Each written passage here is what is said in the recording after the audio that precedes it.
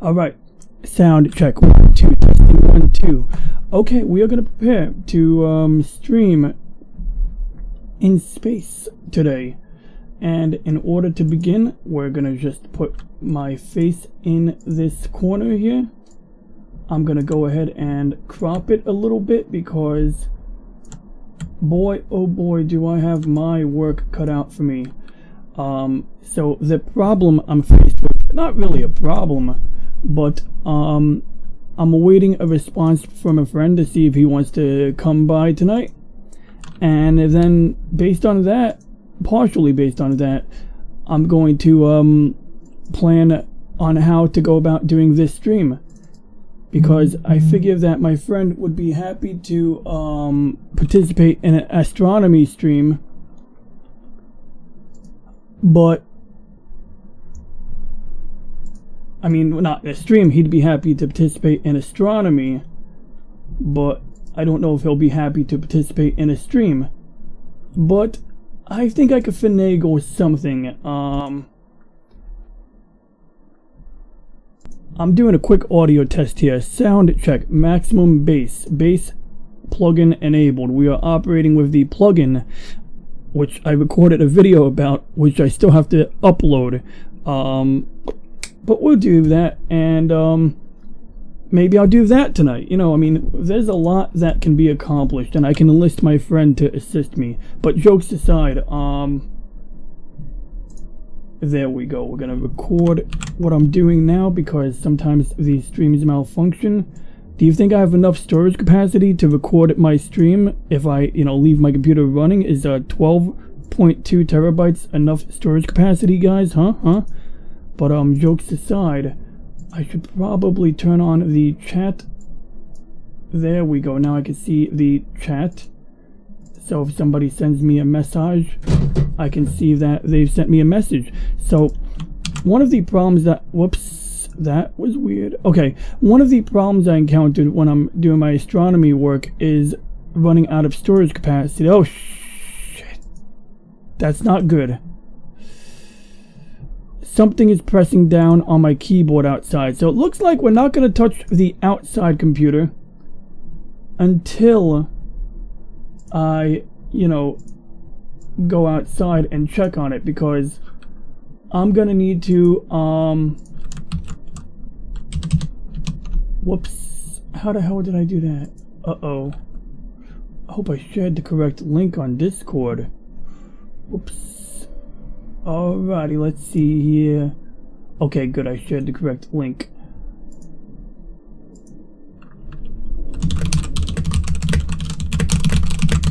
By the way, I did it with a 1 go. So, not much editing needed. Maybe I'll just share you a copy of the unedited cut for your sake. Because the information is all, and maybe you can critique on it, like you should add this to the beginning. Anyway, I'm just gonna run through some pre-dinner tasks and a prep stream. Alright. So now, I just sent a message to my buddy, and let's see, where do we want to go from here? Alright. Hey, it's Abba. Oh, cool! I'm still sick like a dog. Pink moon. And yeah, man, it's funny you mentioned about the pink moon, Abrahadabra, on 111. I'm looking out my window right now, and it's got a bit of a pink haze to it.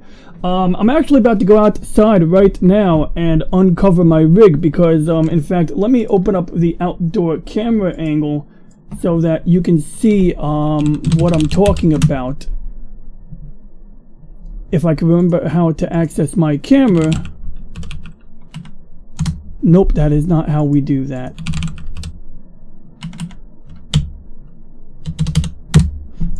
Okay, good. I probably shouldn't be broadcasting my email, but oh well.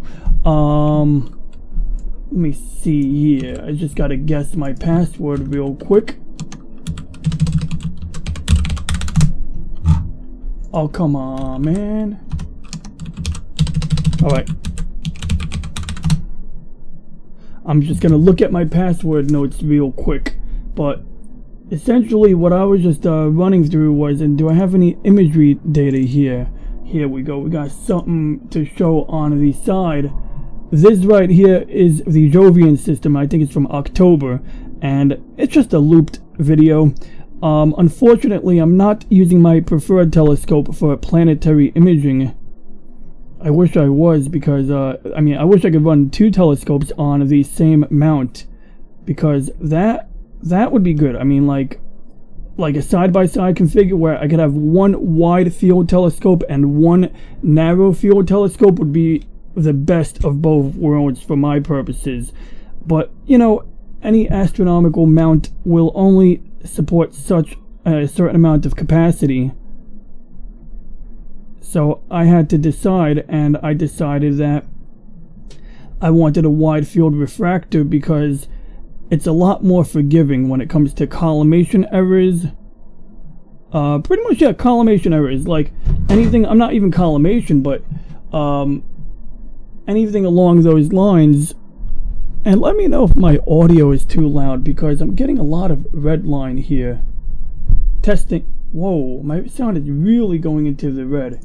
Alright, I'm gonna fix that first, because I think I know why it's doing that. I was messing around with my audio filters, so we're gonna disable the bass filter.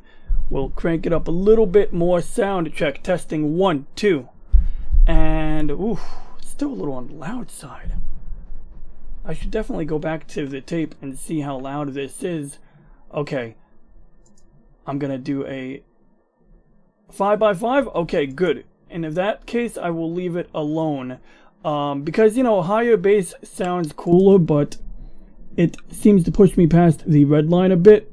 If I kill the extra bass, it doesn't push me past the red line.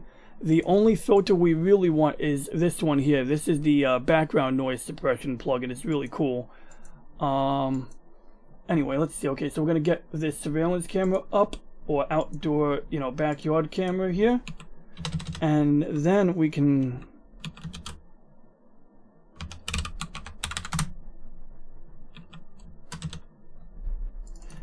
and I guess I could do a password reset, but I don't really want to do a password reset if I don't have to. Okay, good. Ah, wait, it didn't like that one. Okay, we're doing a password reset. So, interesting thing is, when you get those questions when you reset a password, it says, you know, do you, you know, click on all the pictures of traffic lights. You're essentially training the AI, and it's not really real AI, it's like pseudo AI, but you're training it because you're essentially telling it the difference between a bicycle and a motorcycle. Oof. Well, that's interesting. I get weird junk mail here. Wonder why I'm getting a sudden resurgence of junk mail. Anyway, we need this password reset, so let's see here if they sent me the email yet. Wonder how long it takes to get this email anyway.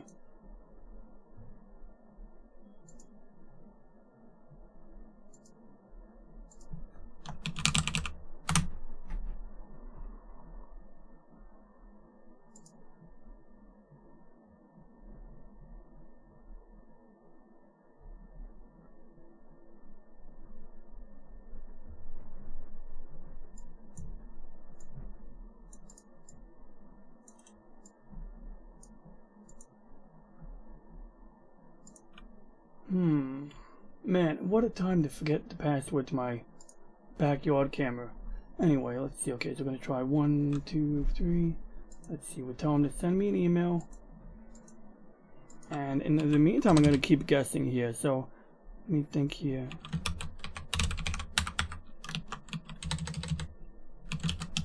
Because, you know, I mean, I have a backyard camera, and, you know, if I'm going to do a stream, I might as well, you know, include the parts of the astronomy stream when I'm in the backyard messing with the telescope itself. I mean, you know, that's half the fun, is messing with the hardware.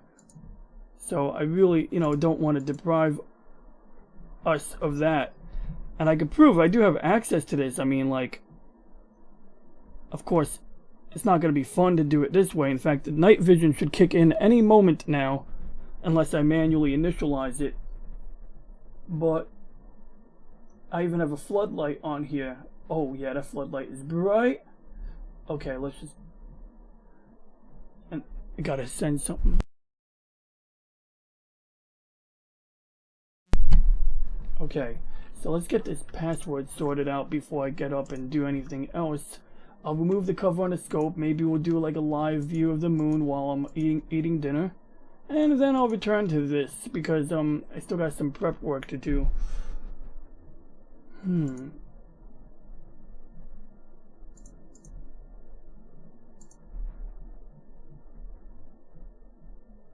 there's a spider web in front of my either a brand new piece of grass or a spider web in front of my scope here. All right, let's see here. Yeah, I picked. It's really so. I need to plan, like, you know, I have a friend visiting tonight, most likely. I don't know if I got a response from him yet. But, you know, I figured we'd do some astronomy, but I wanted to do a stream tonight, too, but I don't want to be, like, you know, a recluse. Like, you know, I want to have some friends and stuff, you know. So I'm trying to strike a balance. Oh, that's why the login didn't work. I think it wants me to log in using a username, which makes no sense.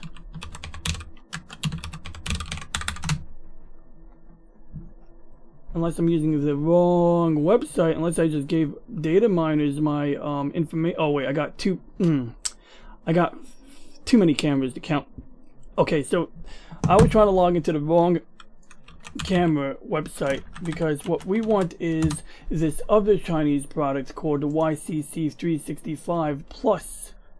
And it looks like they actually have a media player for Windows, so we're going to download that because I'm sure that there's no issue downloading some malware.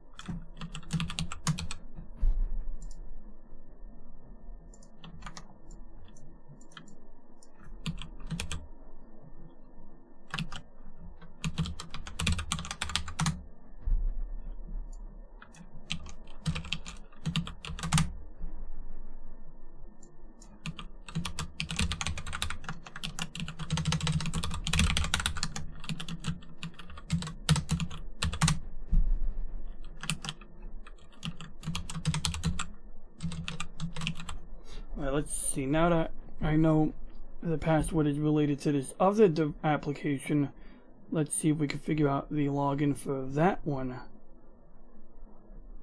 Man, so many different password things. So anyway, Mr. Abrahadabra, if you know, I don't want to waste your time here. Definitely check back later if you want to see cool stuff. I'm definitely going to be resuming my work here. And definitely, you know, want you to check it out if you want to see anything. We'll be looking at the moon since it's big and bright. And, you know, the moon can be a real pain in the butt when it comes to looking at other objects. You know, you want to take a time exposure of a deep sky object, a galaxy, a nebula.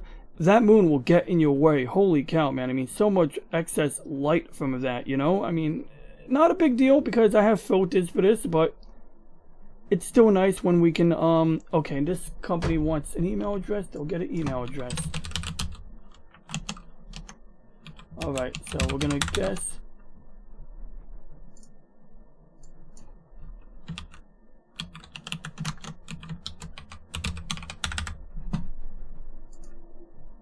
Okay, we got it. Okay, so now what we're gonna do is we're gonna take OBS. We're gonna try to figure out how to configure OBS or this third-party web application, which, okay, how do we, okay, I downloaded the app. see if I can install it real quick before I go anywhere. Oh, that is weird. This Chinese company offers their application as a download via Google Drive. That's pretty funny. I gotta say, that is kind of bizarre. I mean, I'll use it because I'm a risk taker, but this is not something I'd recommend. If you came to me and said, Ron, I need some cybersecurity advice, I would be like, yeah, that looks kind of sketchy, pal. But we're gonna take a risk because why not? Well, actually, plenty of reasons why not, but we're gonna take a risk anyway. Alright, let's see if this works. See, Windows is all like, we don't like this. It's like, that's okay, we're gonna run it anyway. And then I guess we have to tell it, oh, it's a file player. Okay, so we still gotta use their web application. Fine, we have their web application. So what we're gonna do is we're gonna take OBS, which is a really cool program, because what we can do is we can configure it. Yeah, I hear RoboForm is cool. There was one, I think OnePass might be good. I haven't done my research in a while, but anything that offers an offline database. So I believe what made OnePass really good was that they had browser extensions for everything. So that's a good start. But the more important thing about OnePass was that it offered okay, how do I do this? Here, we're going to add a source. It offered offline backup, so you had like a file that you could take with you and open it on an app without internet access and import your passwords. As a result of this semi-offline functionality, you can also, export it to a different format. You can print it out, I believe. I mean, which is what I look for. If I'm going to have my passwords backed up to an application, I want to have the ability to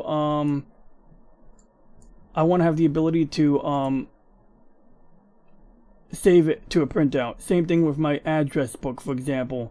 I have phone numbers in an address book. I want the ability to print that out. So what I did years ago was I learned that with Yahoo Mail you can do this. You can actually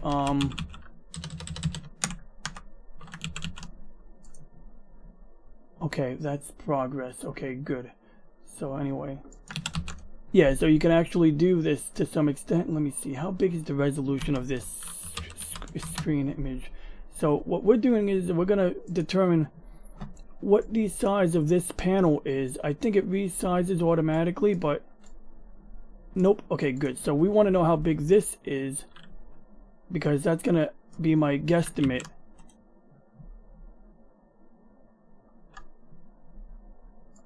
So yeah, OnePass might be an option. No guarantee there, but might be worth checking out. Okay, 900 by 600 minimum.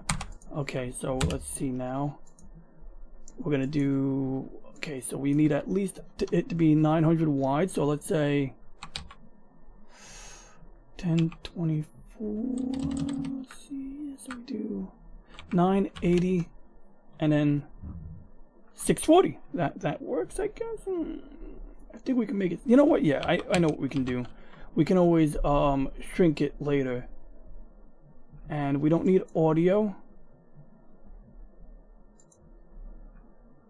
I don't even know if this has audio, but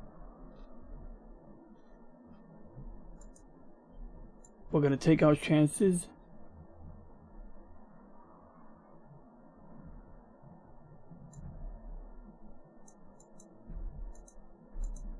Okay, so the way OBS works is there's a built-in web browser and there's a way to open up the website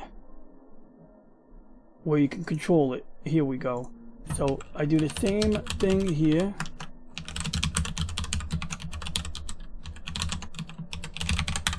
Oh, that's great. I cannot read that. Let me see if I can zoom in on that. What is that? I cannot read that. Okay, I can read that. HEP.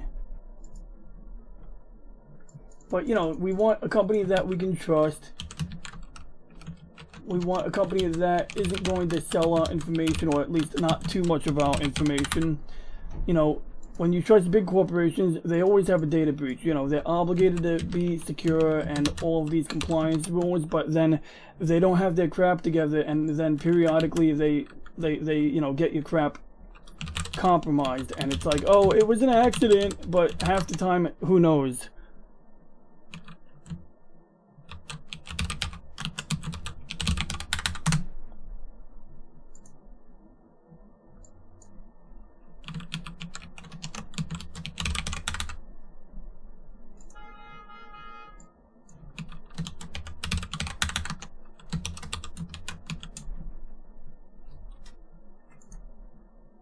Okay, that took me like 5 guesses again, but now we can like essentially use OBS's built-in web browser, and then I can actually probably just keep this open as a backup browser window in case we have to use it. But what we really want is for this to kind of just be here for us, and I hope I can still edit the parameters for this browser window, because it looks like I need it to be wider. Okay, I hope that doesn't mess anything up.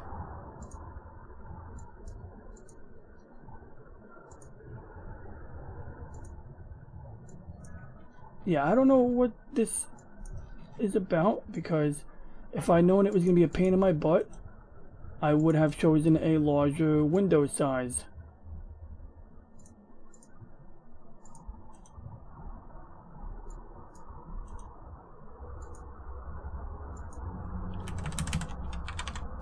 Okay, so we're going to do 720 high, and we're going to do 1024, actually 1024 high by 720p, 1024 wide.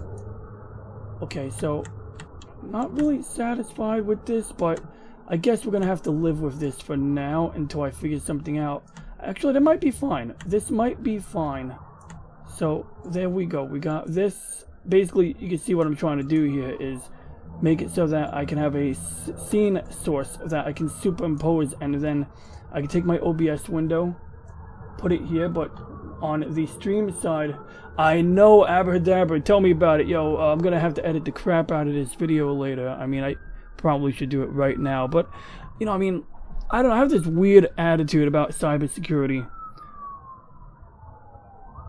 Some things people are gonna get if they really want it, but you're still not wrong. And yeah, it's a bad habit to just be, you know, not giving a shit about that, because it's important, it matters, like. But at the same time, it's like, no, I'm not even going to justify it. Really, I shouldn't show that information. There's no excuse. Okay, so we got this, and I'm going to goose up the audio on the, you know, item a little bit, because I think we can. Oh, that's zoom. Okay, that is zoom, so we don't need that. I still want to play with it a little bit more, but interestingly, you should be able to hear my backyard. So let me know, how does it, can you hear background audio? Like, it should sound like wind blowing. I'm gonna mute my microphone. Let me know how the outdoor ambience is. Is it overpowering this microphone? That's like my main concern. I want to make sure I can be heard on this end.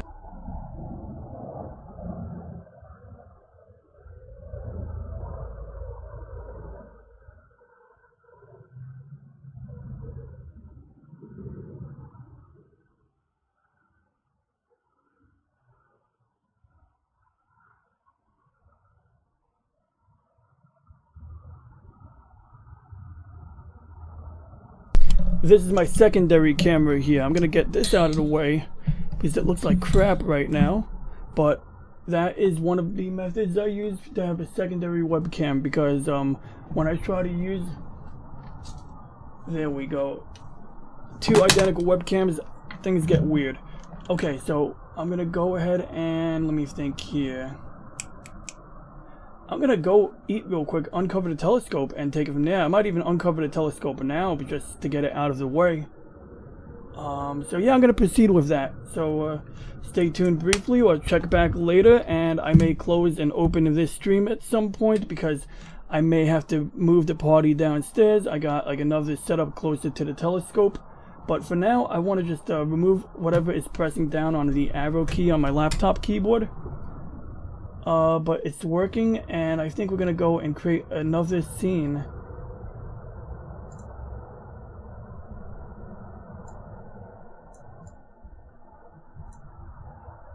And then OBS has a lot of powerful features that I'm actually using this stream at some point as an opportunity to go over, because I had a friend who you know, it's still I'm learning how to use this, and basically you have these scenes where you click on each scene to change what, you know, people see on their end.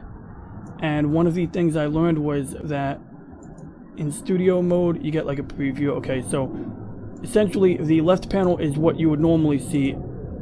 I can switch between sources, so I got full camera, my top screen, which I shouldn't show that one, but you get the idea. You know, I have all of my screens. I got my secondary screen, which has my email address on it, so we're not going to show that one. I have a magnification view, which has actually multiple views. There we go, that's magnified right there. And then I can show people close-ups. I got a VCR hookup or HDMI input if I turn on my Nintendo. This one is actually specifically for Nintendo 64. That's why we got a square screen, and when I'm playing a video game I can go from here to here. I should have to move this over. Yeah, there we go. Microscope, that I may do away with, but what I'm going to demonstrate later on is, if I get an opportunity today, maybe tomorrow, is how to create scene collections. Because in OBS, oh, you can't see my screen. Wait, can you see it? Yeah, you can see it. Basically, you can use OBS and tell it. In fact, I'm blocking the view. Oh my god, I was blocking everything just now. That was an awful demo. I didn't show anything. I just went through all my various inputs like this, and how, you know, different ones have the webcam in the corner. But bottom line is, I want to learn how to save the scenes which are on the bottom left corner of OBS into different profiles. And then we can, whoops, oh gosh. What a disaster. Oh, okay, let's do this. I was just going, okay, once again, so yeah, scene collections. Bottom left corner, you can change between different scenes. And what we want to do is create profiles using the scene collection menu to create separate profiles so that this corner doesn't get cluttered. Because what I use for astrophotography is different than what I use when I'm doing, you know, when I'm doing astronomical, I mean, you know, when I'm doing video games. Alright, I'm gonna proceed now. So, Godspeed.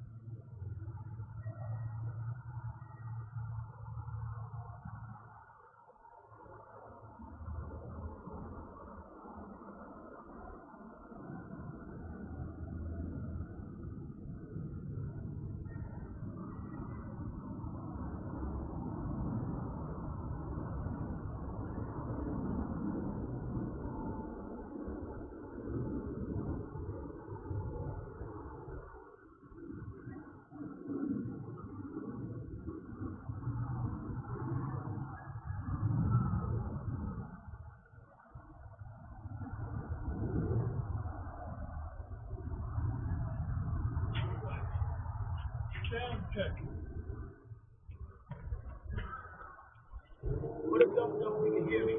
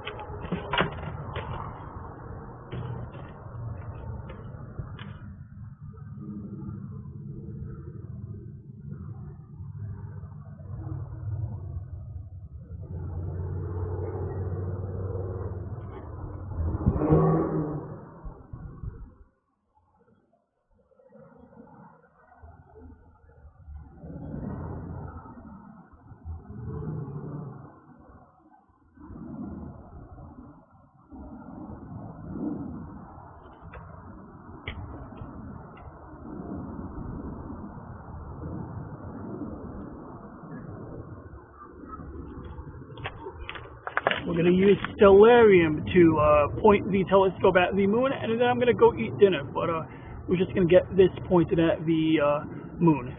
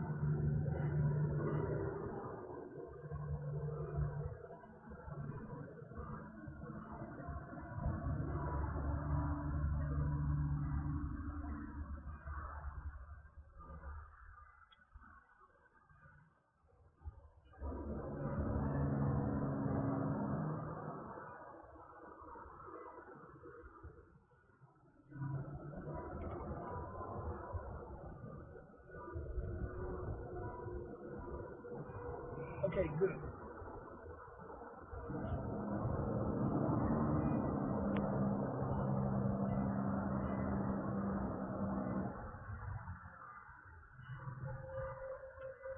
Okay, so you should be able to see.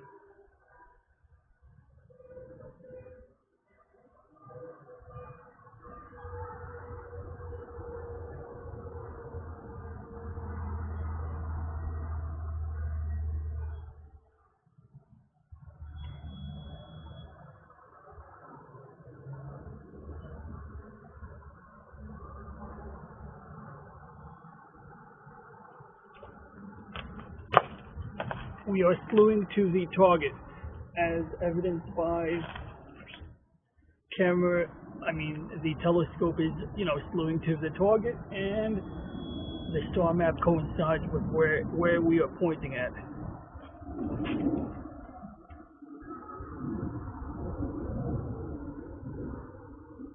That is a manual focus, using a motorized focus.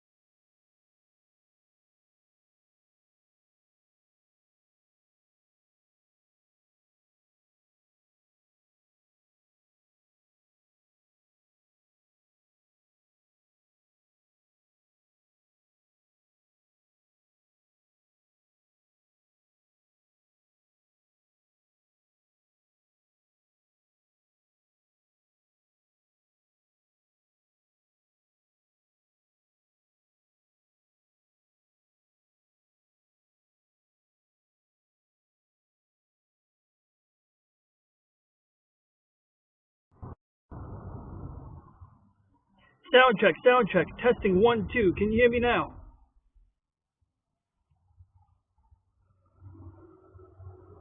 Sound check. Testing 1, 2. Testing 1, 2. Can you hear me now? You should also be able to see my rig. There we go. So I can explain.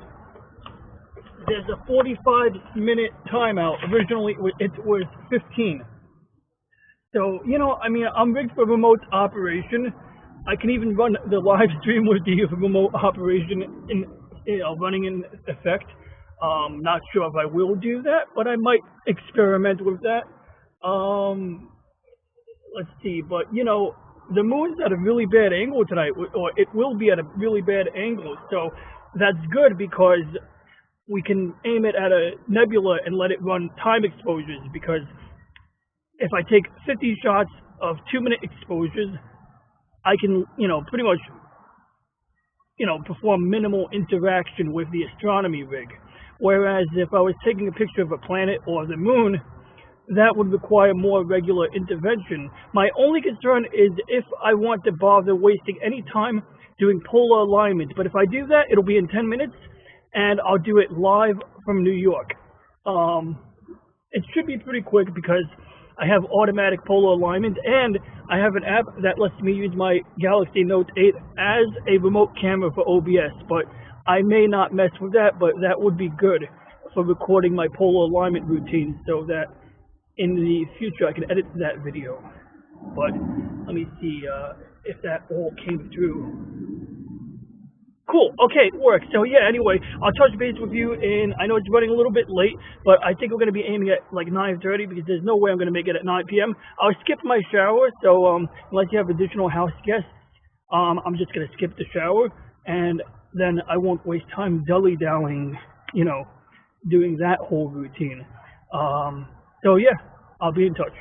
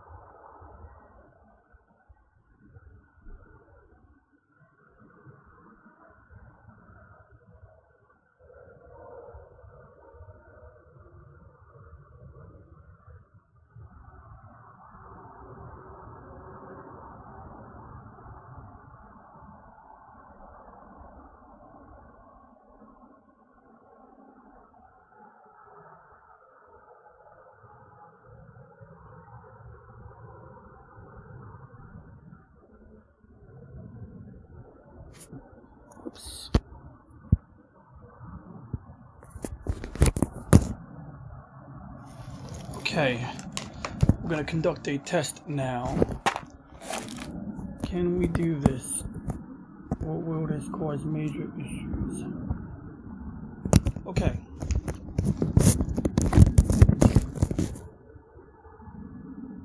Man, I gotta shave. I gotta do my hair. I gotta hook up my microphone correctly. Yeah, is it working? Okay, shit. I was hoping this wasn't actually gonna work, but I mean, it's a good thing it does work, but I mean, like, you know, I'm not one of those IRL streamers, you know, like, I don't plan on, you know, eating in front of people, but I actually do want this to work, so, at least we know I have this functionality, because what I want to do is maybe fire up like a text ticker, like where I type text and it goes up on OBS remotely. Oh, that was weird. My screen just blinked out. Is that the timeout? Does this app... Ooh, when my screen goes black, does the camera go black? That is the most important question. That is what I need to know. So I'm logging into my desktop upstairs right now. Okay, see, the moon is drifting. I gotta do polar alignment. The moon was previously aligned with that X, and now the moon is drifting to the right, or to the west, to the east. I believe it's going east. So that means, yeah, there's a couple of ways to compensate for that, but I'm gonna test my polar alignment. I'm not gonna redo the polar alignment unless I have to. Okay, the camera just went black. I mean, the phone just went black. So, okay, we got a feed. So, oh, but it's sideways. All right, let's transform this. Rotate 90 degrees clockwise. All right, there we go. Now we got it going. OBS is a very cool and versatile program. It has some weird quirks to it, but overall, it's pretty cool. So now I got my camera, and one of the things I do is I'll replicate the source for the, you know, the screen viewer. So everything you're seeing with the moon, I'll replicate that source, but I'll crop it multiple times. So I'll replicate it 5 times, and I'll crop the stats at the bottom. So essentially, you'll have like the moon in one frame, then in the bottom of the screen you'll have like the time exposure, how many frames, how many minutes it's going to spend per frame. And basically, this is the first time we're merging the backyard camera, which unfortunately I have to kick it every 45 minutes by opening up the OBS web browser, which I'm using. But not a big deal. You know, there's multiple ways to skin a cat. And for now, I guess we'll just leave it like this, and then before I do anything else, when I go outside, I'll come up with an idea. I'll do something like, what I want is, I want to have one source that is clean, just the moon and the app, and then another source which is like this. Okay, good. The screen on my phone is black, and you can still hear and see me, so that's good. Good. This is helpful troubleshooting. I appreciate it. There we go. And I guess one more test we're gonna do is I'm gonna kill the camera app completely. Then I'm gonna reopen it, because if the application, you know, allows me to reopen it without any fuss. Oh, cool, and yeah, I can see you on the chat as well. Okay, so I see the camera still working. Now we're going to do 2 things. One, we're going to close the screen on my folding phone, and now it's using the main camera on the front of the folding phone. Then when I open it again, it switches back to the internal camera. So this is pretty straightforward here. So this is cool. This actually works. And then we're going to do one more thing. We're going to kill the application. So I got the app open, it's running. We're going to minimize it. It says, connection will be dropped. Are you sure? Yeah.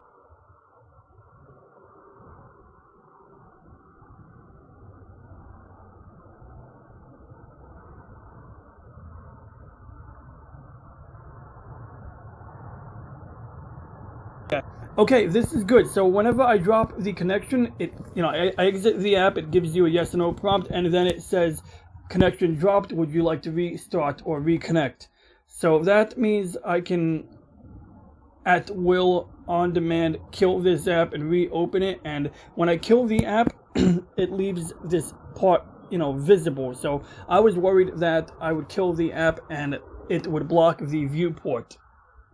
You know, so it doesn't block the viewport, which is helpful. So I think we got our testing in order. So I'm gonna go and finish eating dinner and make other preparations, and I'll keep you posted. Over and out.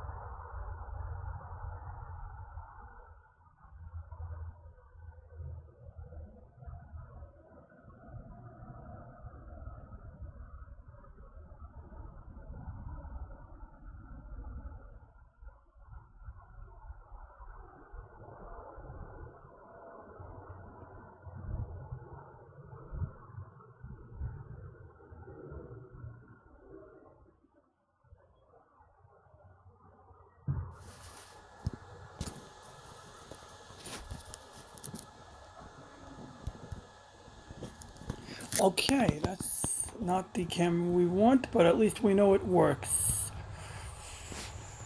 Switching camera to frontal camera. Okay, progress. Okay, now we gotta. This is my Galaxy Note 8. So we are now going to rotate the image once again, 90 degrees clockwise.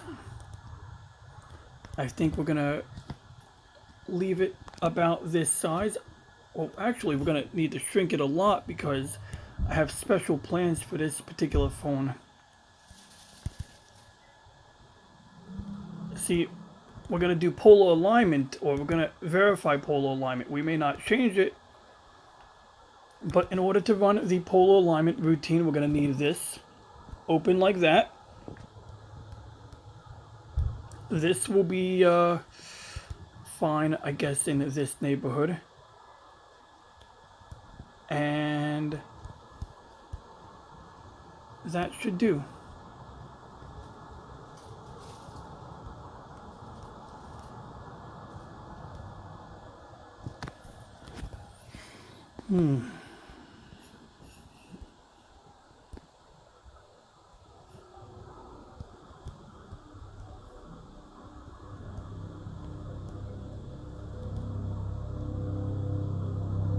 Okay, good. So we should have a camera running. I'll proceed in a little while.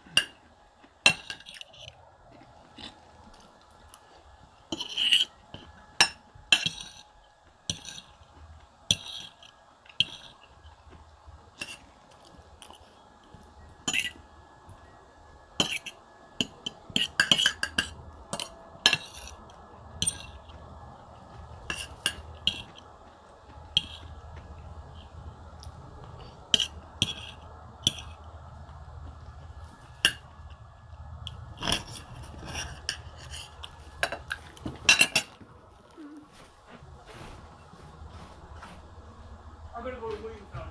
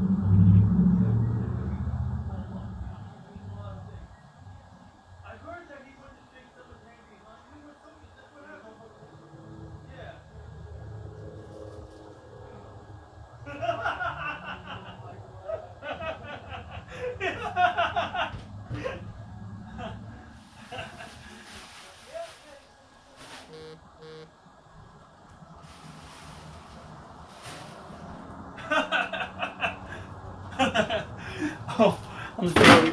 I'm sorry, people. If anybody's actually watching this, I can't tell right now. I just gotta wrap up what I'm doing. I'm gonna pack my dinner up in a minute. I like to save the leftovers. And then we're gonna perform polar alignment. That's right, polar alignment. Because, see, the Earth is not flat. Because the Earth is not flat. Because the Earth is... Is this camera on? Because the Earth is not flat, I have to perform polar alignment. If the Earth was flat, I would not need to perform polar alignment. And I just want to drill that in. Now, if you're a friendly flat earther, that's cool.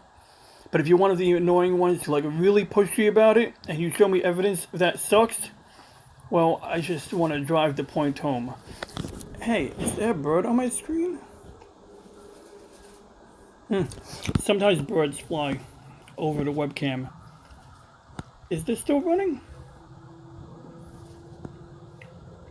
Am I talking like Captain Picard from STP? I'm Captain Picard. I'm Captain Picard. I'm very confused. Okay, that's not nice. Oh, well.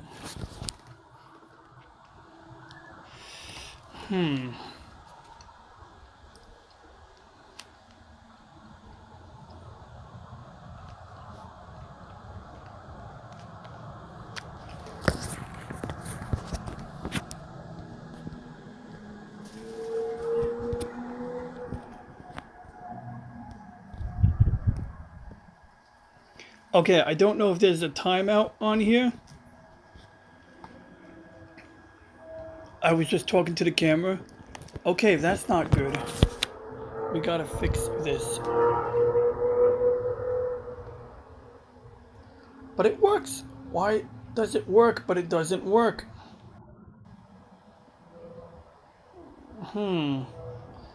That's not good.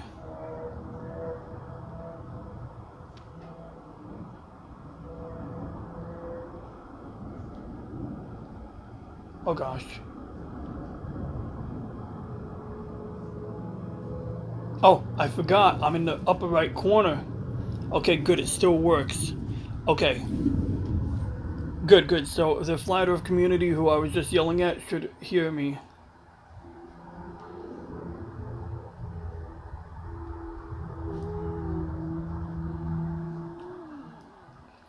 I gotta send a message to my friend.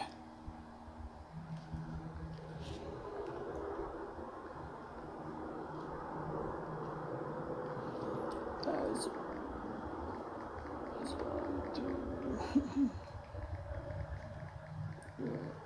YouTube messages.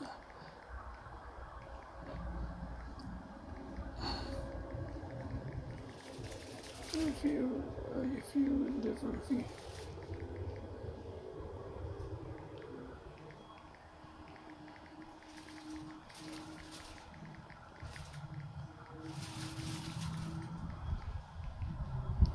In a few minutes.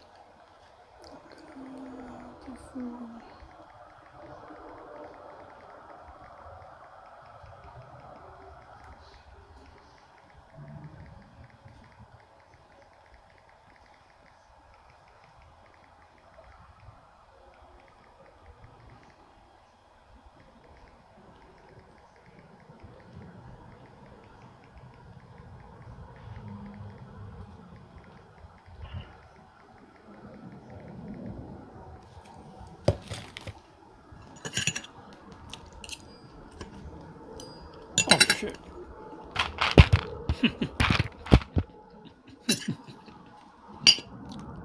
It's not polite to eat on your webcam. I promise not to make a habit of this unless people enjoy it. I don't know why you would, but okay. Maybe you would, huh?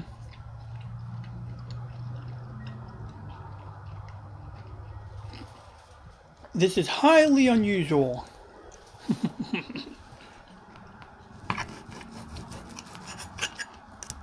Right. We're almost done consuming sustenance. This is probably the craziest thing I've done all week.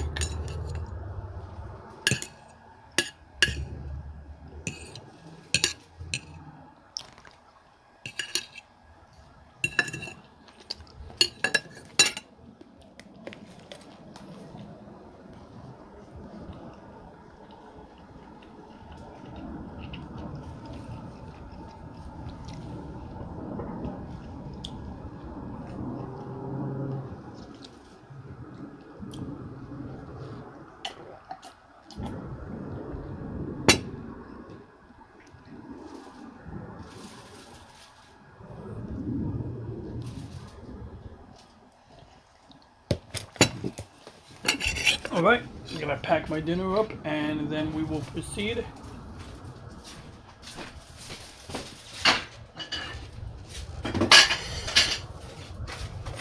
Absolute madness.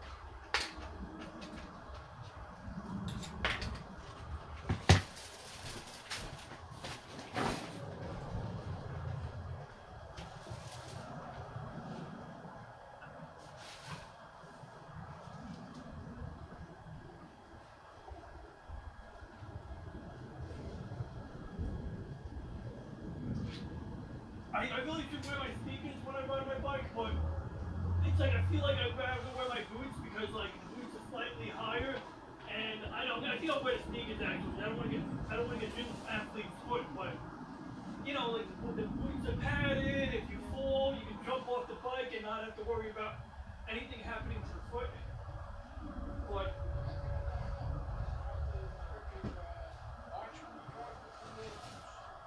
yeah. Well, like that doesn't seem that. Wait, with the boots, yeah, it's harder. I guess so. I don't really have any issues with those. Yeah, but normally you don't wear boots while riding bikes to begin with. That's not the norm. So my other thing is, like I said, athlete's foot. Who wants that? That can ruin a pair of shoes. I've ruined shoes before where you got chronic athlete's foot every time you wear that pair. like it's very weird. It comes back. But no, other than that, I'm not even worried about that. But I don't know. I'm gonna see how I feel about it. Cause like I'm going to the backyard, so I'm gonna keep my boots on now because I'm walking in the backyard. But yeah. I'm gonna just do full alignment so my telescope is ready for remote, and then I'm gonna jump over there. Alright, camera, can you still hear me?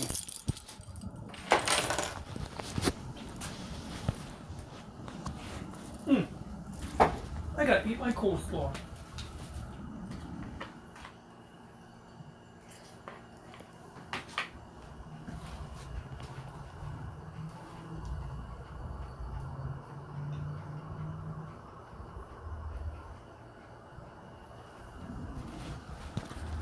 Yeah, I have no idea if anyone's watching right now. Well, let's see. I gotta remotely log into my computer anyway. Okay. Yeah. Hey, Punk Waddle, we're gonna do this in 2 minutes. 2 minutes. 2 minutes. Let's type that in. 2 minutes. About 2 minutes.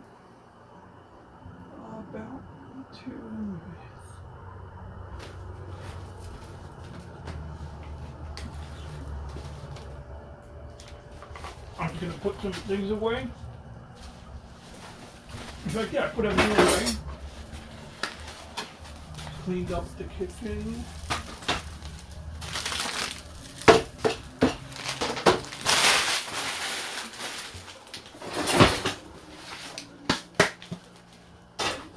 Grab a sweater.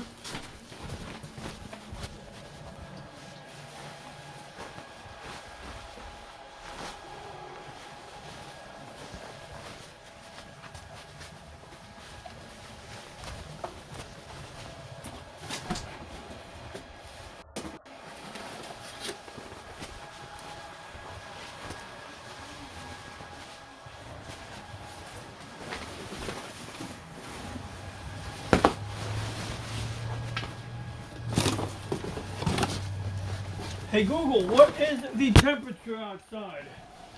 The current temperature in Staten Island is 61 degrees. 61, oh, tough call on what to wear here.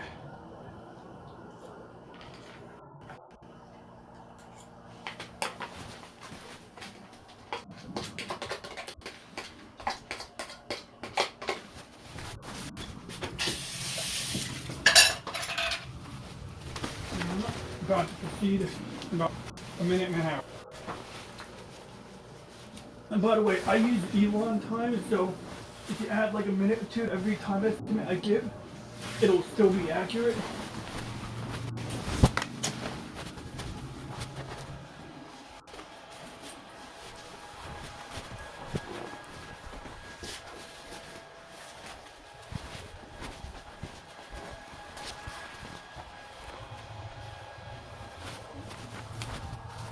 I feel like the president. I can't find my shirt.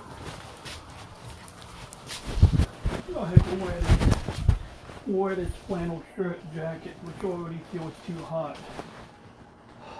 It already feels too hot. I don't know what it is.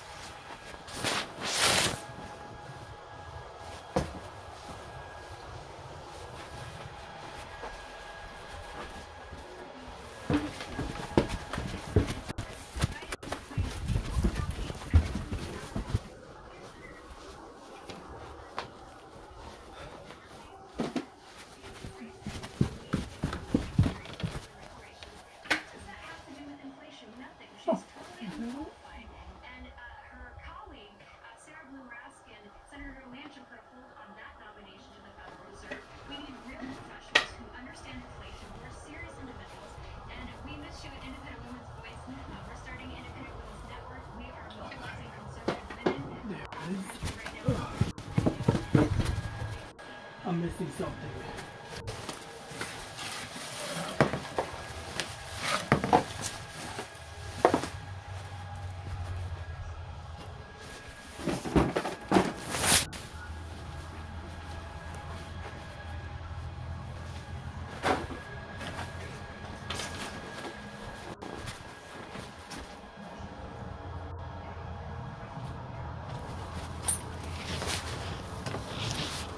Okay, there it is. I found my shirt. I found my shirt. Now I can proceed. I've just sent out the appropriate communications.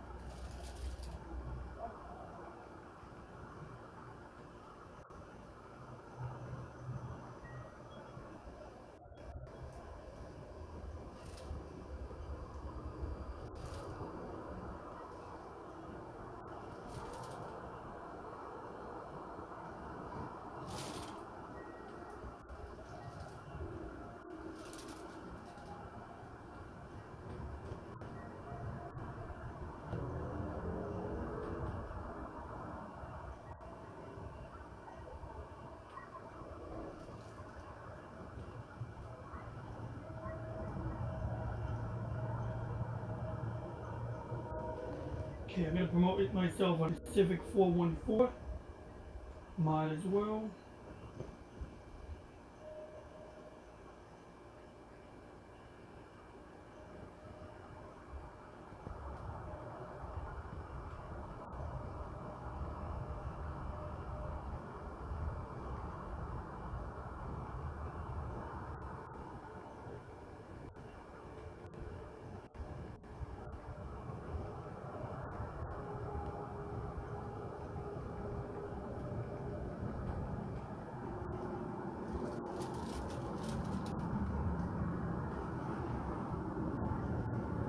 Okay. Oh, I did this right? Okay, good. I did it right.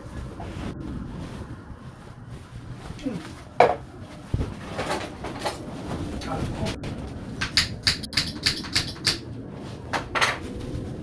all. Okay, fire it up.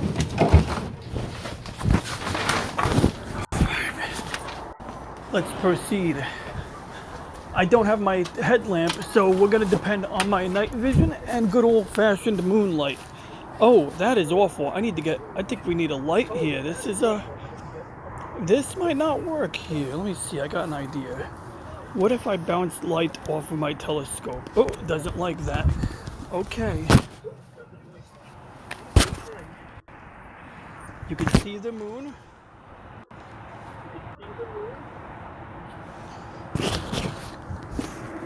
Okay. So we're gonna switch to our frontal camera anyway, I guess. Like I said, I'm doing this by the seat of my pants. Okay, let's see here. You can see me on, you know what? I got it. You can see me on my surveillance camera. So you get audio on the telephone. And what I'm gonna do is real quick is validate that we have, okay, so you get audio on my phone. And I'm just gonna verify that my surveillance camera can see me. So hang on. Let's see, I gotta connect to the upstairs machine. Okay, good. I can see the moon. I need to see this view of the moon. Then I gotta switch to my second monitor. Okay, good. I can see me. In fact, I gotta make sure I refresh the video on the webcam. And I think we're gonna crop it. Okay, so we're gonna crop that view by holding down Alt and dragging like so. That should give us everything we need, and then we're gonna move this to the right, and the panel on the top is actually supposed to be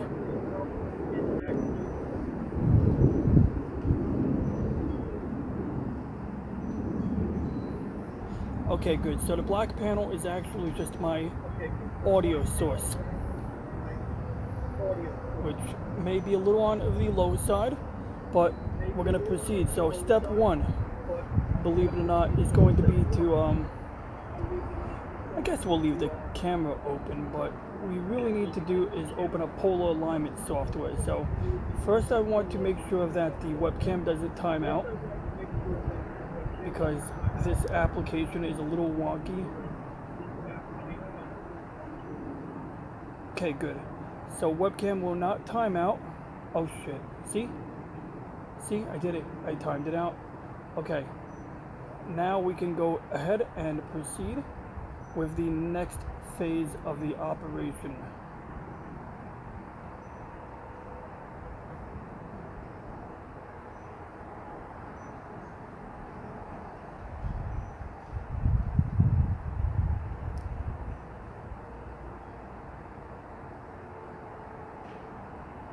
Okay, so this is phase one.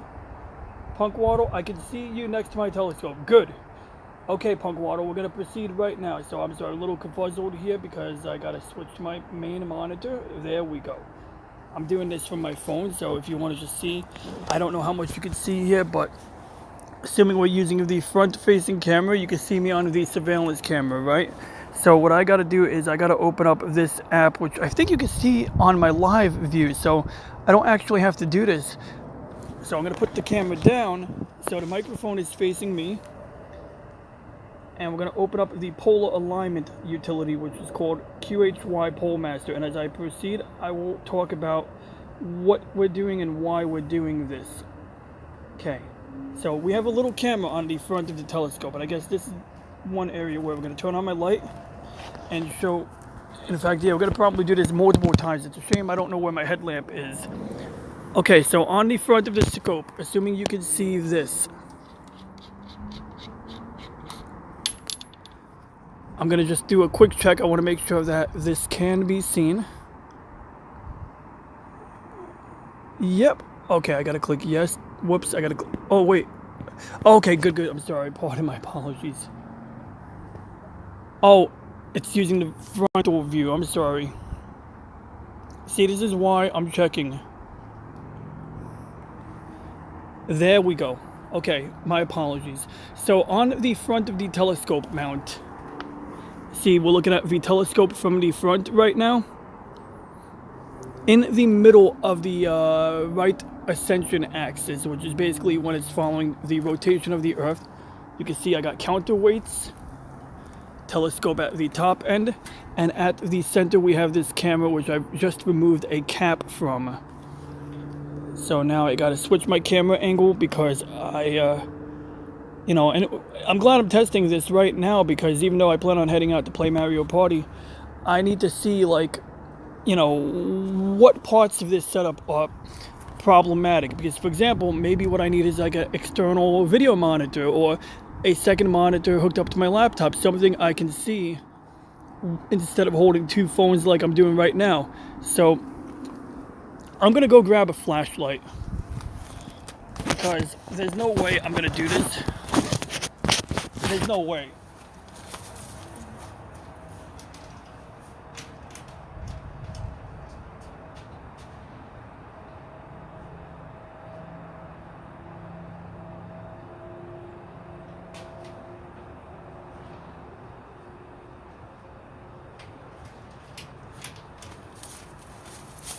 I generally don't want there to be additional light sources.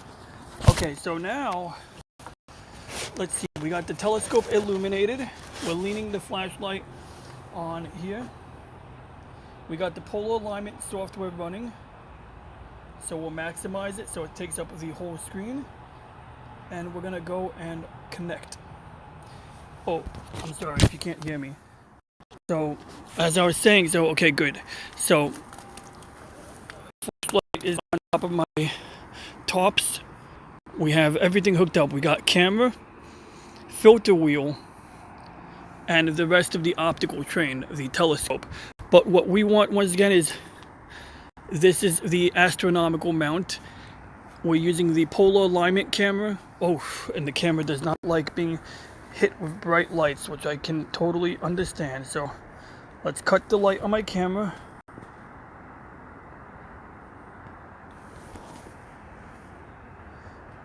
Okay, so let me explain now. First, I want to just verify the chat room can see me, and then I'm not going to be monitoring the chat, unfortunately, too heavily, because I don't really see a practical way to do it unless I open up YouTube, which actually, yeah, I could do that. I'm going to open up YouTube on my phone so that I can monitor the chat.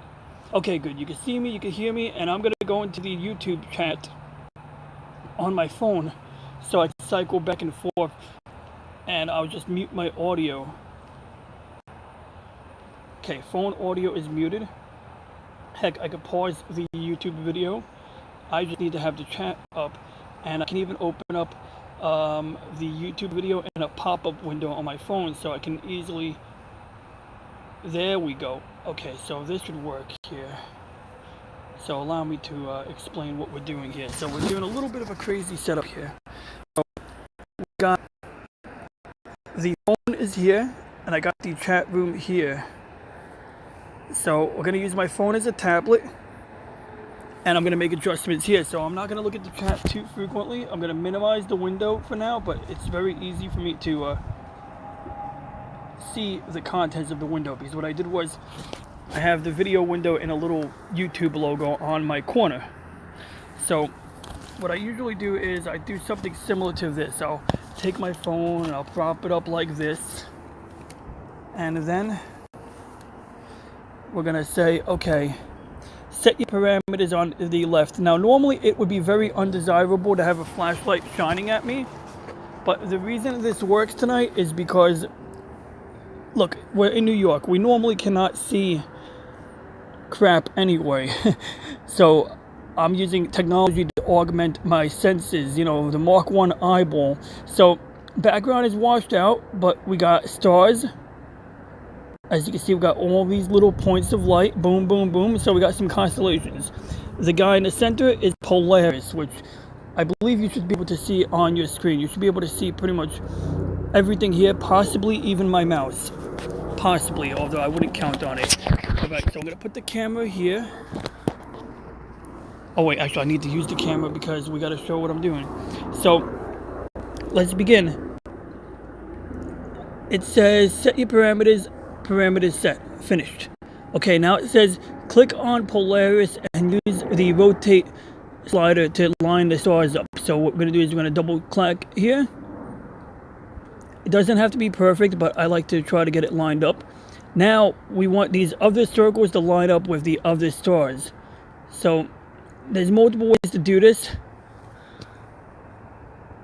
Normally I should really have a mouse hooked up. Instead we're going to do this the tedious way.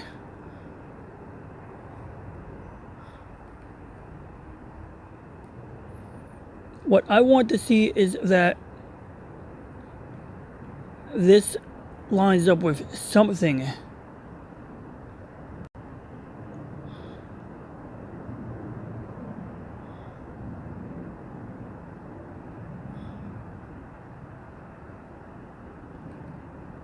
Okay, there we go. It's just lined up with something. So what we're doing is we're going to try to get this circle. See that? That's one circle lined up with something. But these other circles did not. So I'm doing something wrong here still. Not completely unexpected. we're gonna keep trying. There's multiple ways to do this. So what we're doing is we're facing the northern sky. And I guess actually, look, I'll be honest, if this gets boring, feel free to tune out. I won't hold it against you. I definitely don't want to tie you up if you got other things to do. But my intent is for this not to take terribly long anyway. Oh, you can see a meteorite. So if you're looking in this region of the sky, if you can see my mouse, like below the success button, there's a very faint dot moving. That is either, that looks like a satellite. So anyway, let's continue. All right, so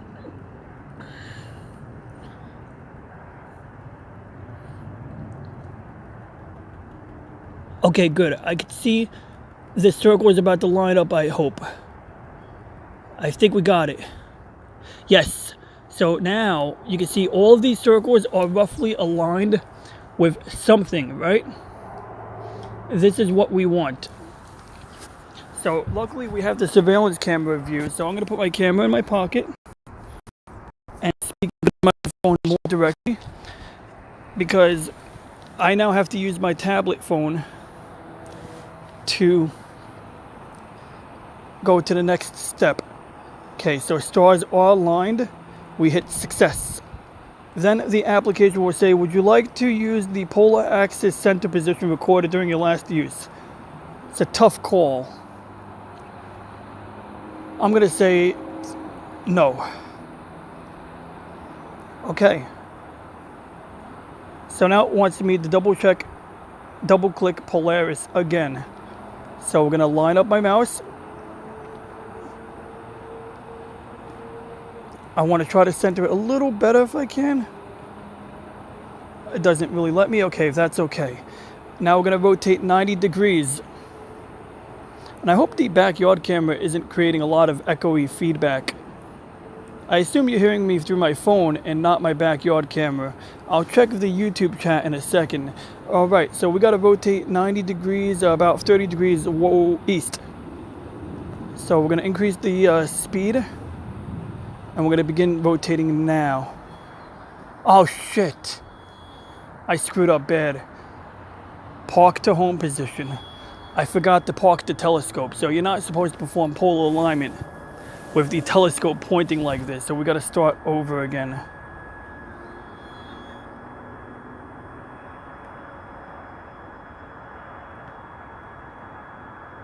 Okay, so our settings are good. So now we're just going to go rotate. I'm going to check the YouTube chat. Let me know if my voice is echoing or no feedback. Good. Thank you, Punk Waddle. I appreciate this. This is actually valuable data so that in the future I have less doubt about whether or not this is working. And you can see in this video frame, we got some like cloud cover. So this might actually disrupt my ability to complete this, but not, because I might even abort if it gets really bad before I make any adjustments, but we're going to do some gambling here. Okay, so we got Polaris roughly centered. It's really not necessary to have this perfect.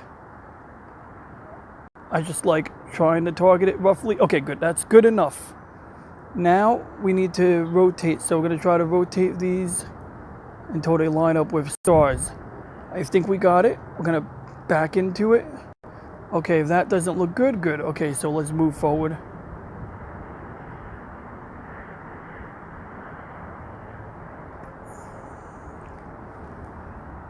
Yes. There we go. So we got all of these stars are highlighted, and we can scroll up to verify that. So we click success. Then it says, do you want to use the same polar axis position? I don't know, so we're going to say no. Now we're going to double click on Polaris again, and as you can see, it's going to get a little sketchy here. Okay, rotate 90 degrees. So about 30 degrees it says, so let's proceed. Oh, we got to unpark it. That's okay, we knew we had to unpark it.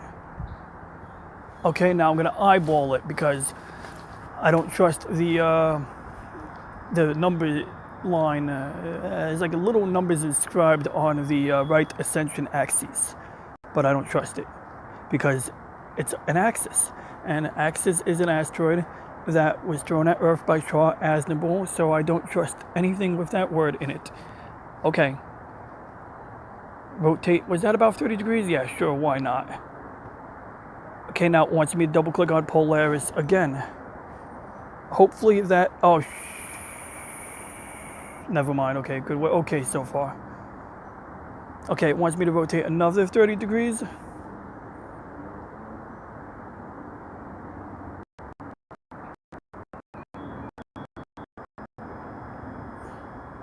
And you can see how, okay, so this is the thesis, the basic function of polar alignment. Polaris is roughly in the center. It's not perfectly in the center, but it's close to the center. And all of the stars around Polaris, as you can see, as the Earth rotates or as the Mount rotates, they move in a circle. Whoops, that was my hand. So we want those to move in a perfect circle. And if, let's say, that circle doesn't line up with the movement of everything as it should go, like if it's a little bit off, that means our polar alignment is off. And so next step I'll explain better by showing you what I'm actually going to be adjusting. Okay, good. So now it drew a circle because actually, so Polaris is here. And if this green circle represents the path that Polaris moves in. So if I rotate this mount on the right ascension axis, which is what we've been doing when we move it left and right, or if the Earth rotates, which I hope it will continue to do, or the world is over, essentially as the Earth rotates, this stuff will move counterclockwise. And so to compensate, this mount has to move clockwise from east to west. And so now, what does it say here? It says, does this look right? Oh, I gotta hit the home position. So now we wanna make sure this Polaris here goes and follows the circle. So we're gonna park the mount. When we park the mount, it should follow that green line.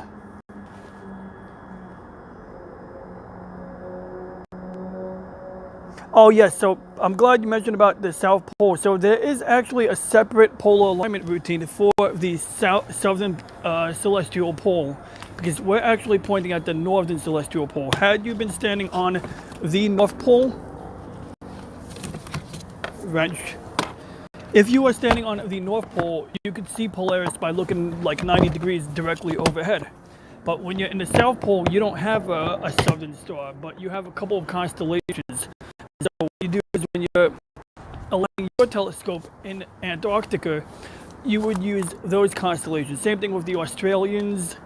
Anybody living south of the equator will have to depend on these constellations instead of depending on Polaris. Because even like the Big Dipper or the Little Dipper, Ursa Major, Ursa Minor, whatever it's called, we use that constellation to assist us in polar alignment as well. Okay, so did it follow the circle? Mostly. It wasn't perfect, but that's basically because I didn't click perfectly on the target, but that's to be expected. So now it wants me to click on Polaris again.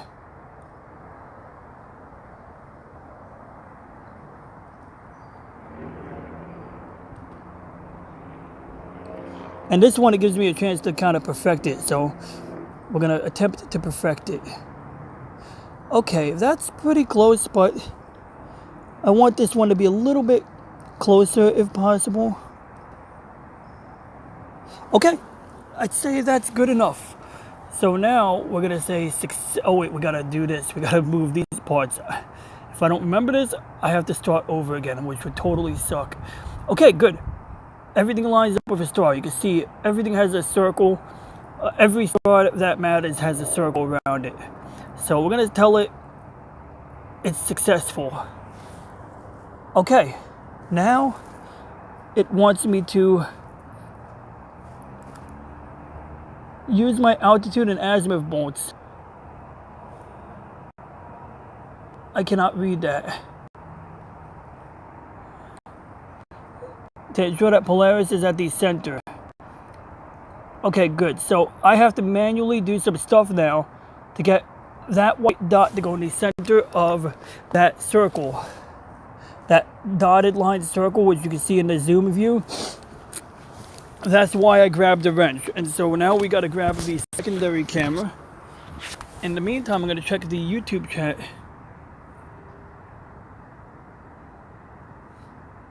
Yeah, so I mean, I find it interesting. So about this whole, constellation business. Basically, my point mainly is that when somebody asserts that the Earth is flat, and just so you know, FYI, we have a bolt on the back of the telescope that you could probably see better. Ooh, the batteries are low. I might have to get more batteries. Let me see. Oh God, I just got a metal splinter too.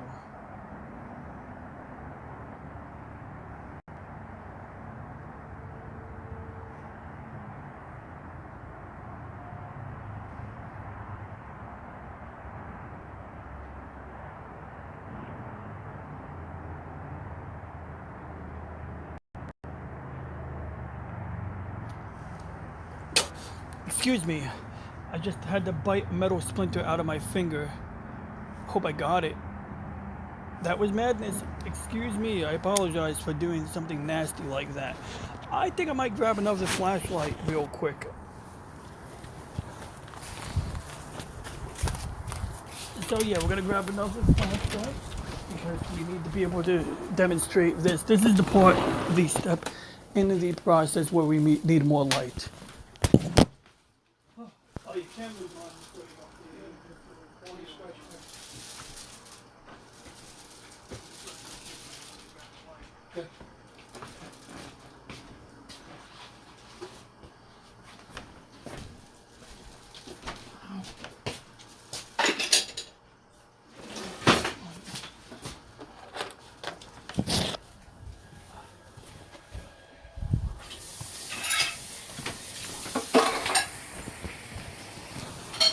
Alright.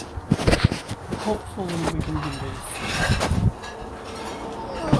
We're gonna wing it here. We're gonna wing it like Gundam Wing, yeah. Alright, alright. We'll move the light closer. Oh, okay, that would do. Good, that will have to suffice. Where did I put the wrench? Got it. Okay. We have a bolt here. All we're gonna do is take this guy here.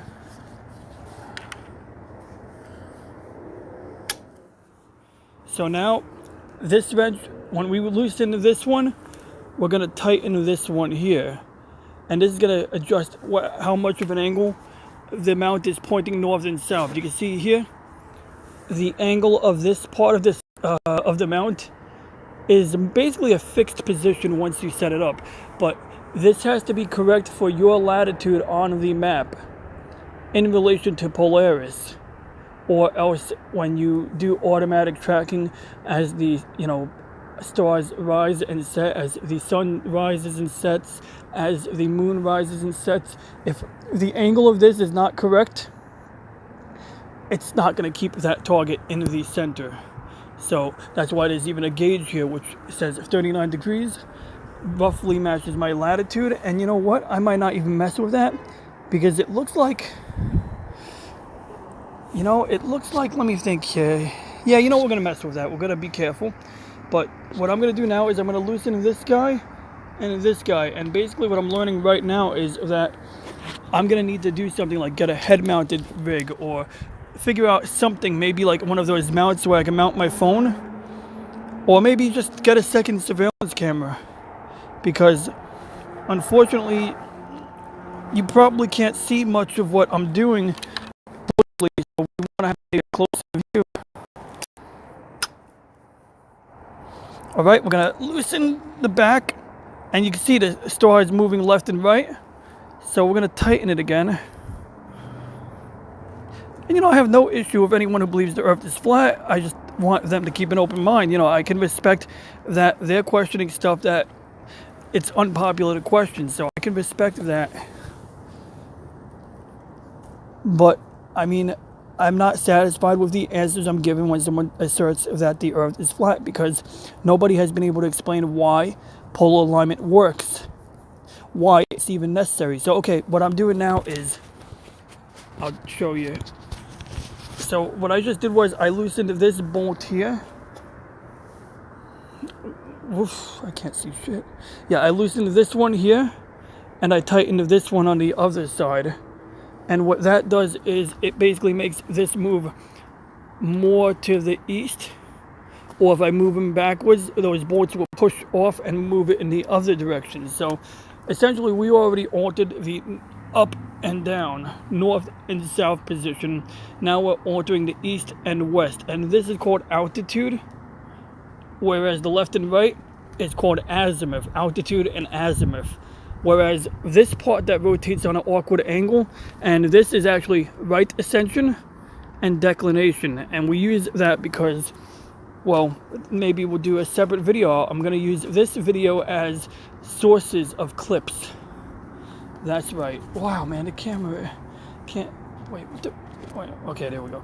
We're going to use this video as a source of clips.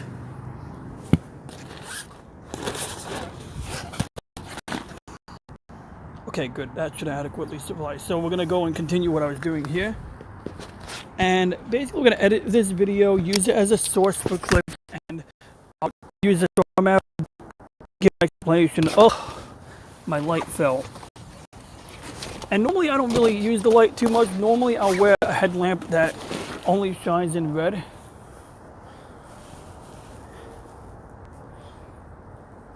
See, I'm moving the left side from my left. When I tighten it, oh, look, a meteorite. That's a meteorite. It's got a little tail on it. I believe that's a meteorite.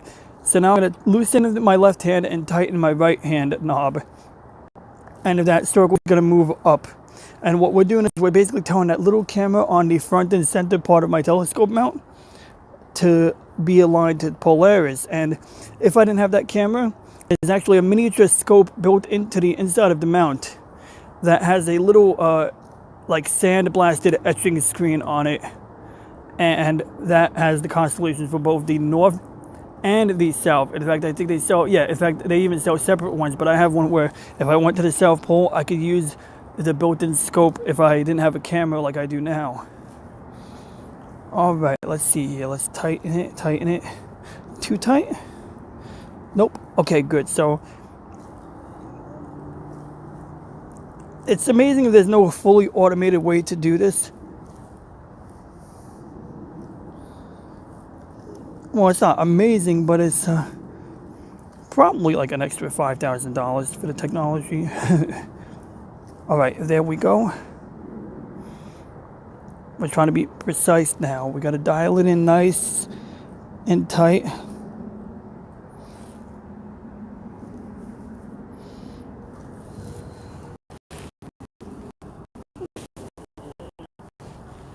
All right, we're going to loosen it a little bit.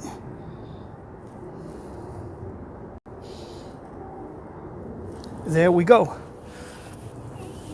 Sometimes I use a hexagonal key or an Allen key to help me with this part if you don't properly stretch through. Okay, so far, if I can see the camera, and the light is very dim, so I'll use this as a pointer. Wait, what's going on? Oh, my phone's upside down. That might matter. Okay, so we've loosened this and tightened this, and then we tighten them both against each other to lock it in. And now that circle is pretty much on top of Polaris. So we're going to move on to the next phase after I validate that this knob is nice and tight. It should be, because I already worked on it. And in fact, it looks like I can move it a little bit.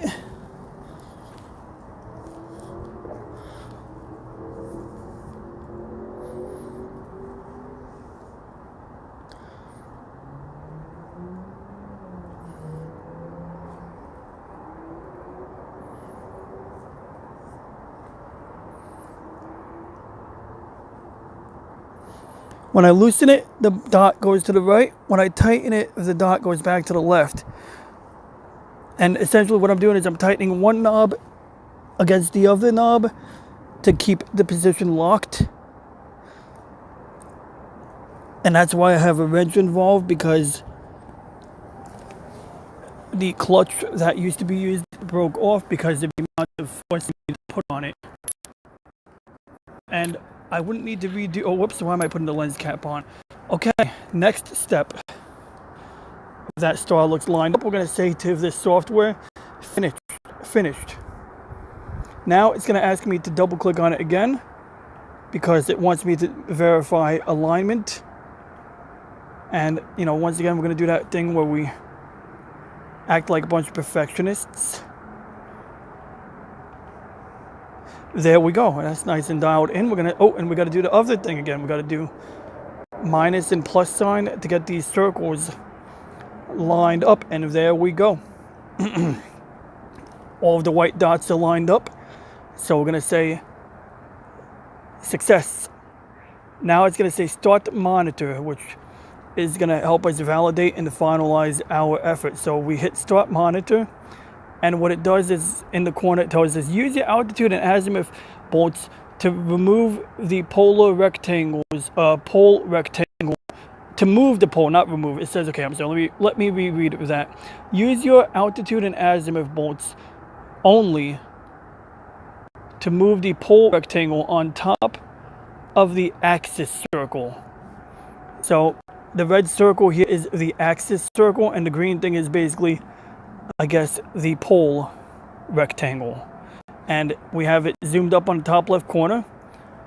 But what I'm going to do is I'm going to zoom in on my phone screen and depend on that view. And then I can always use the phone screen to validate what I'm doing. So if I remember correctly, this is azimuth, because really, look at that. The up and down is lined up perfectly, which means my north and south alignment, my north and south alignment is good. But when I mess around with the east and west sides, that's when it moves up and down on the screen. Up and down on the screen doesn't necessarily correspond with north and south. It actually corresponds with east and west. So if I move it too much to the right, to the left, oh, there we go. So I was moving to the right. Now I'm going to move the mount to the right. By tightening my left bolt and loosening the right bolt, we're going to move the mount to the right. And as we do that, see, we overshot it again. That's okay. It is to be expected. I do it a little bit on the fast side because I expect to overshoot my target.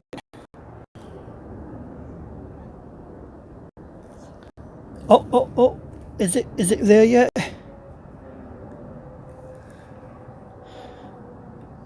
Oh yeah. Kool-Aid man. Oh yeah. Oh, come on, man. See, if you think this is awkward, it used to be even harder to do this. I used to use the little scope that's piggybacked on top of the big scope.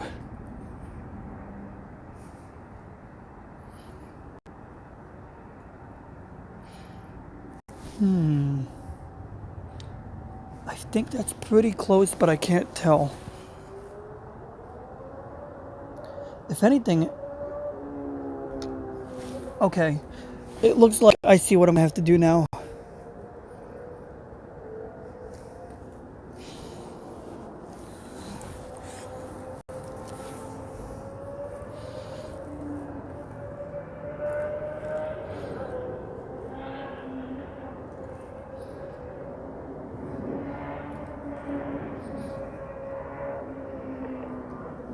Okay, so we're pretty close. We're getting there. Now we're going to mess around with the northern and southern angle.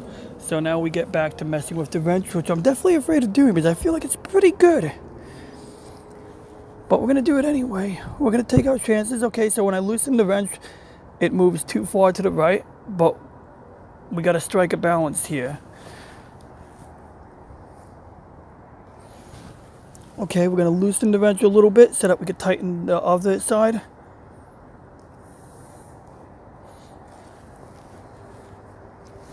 Now we're going to tighten the wrench and the prey.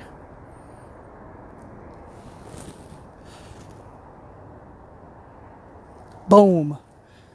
Okay, that's about as good as I expected. I'm definitely afraid of moving it more. I'm going to check the chat real quick. Cool. Okay, nothing new. No worries. Now, I almost clicked the like button on my own video. I'm not going to do that. Okay. So I think that's about it. So now we're going to click finished. Let me see. I just want to eyeball it. I mean, can I move it more to the center? It's possible. Yeah, I can. Okay, I'm going to mess with this a little bit more. So let me see here if I loosen it, tighten the wrench. But essentially we're doing very minute adjustments, and this is going to affect the performance of the mount throughout the night. And assuming that the soil isn't soft, this should help it continually.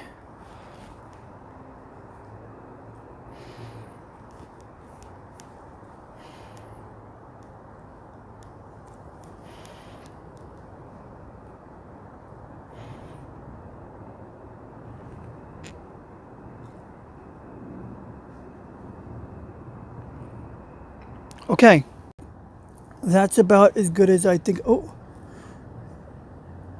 I think it's about as good as it gets. At this point, there is another conundrum here. The atmosphere. The atmosphere is going to throw this off. But what I'm trying to do is make tight incremental adjustments.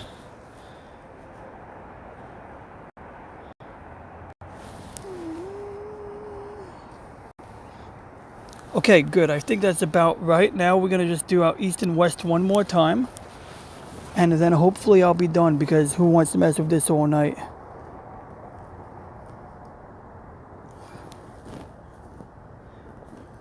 Okay, it looks like I gotta move it to the left.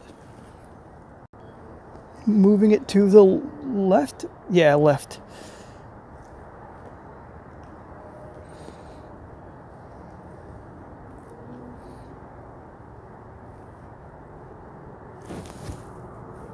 Okay, I think that's about as good as we're gonna get. You can see it's flickering in that little zoom circle, but we basically have the crosshair inside the green.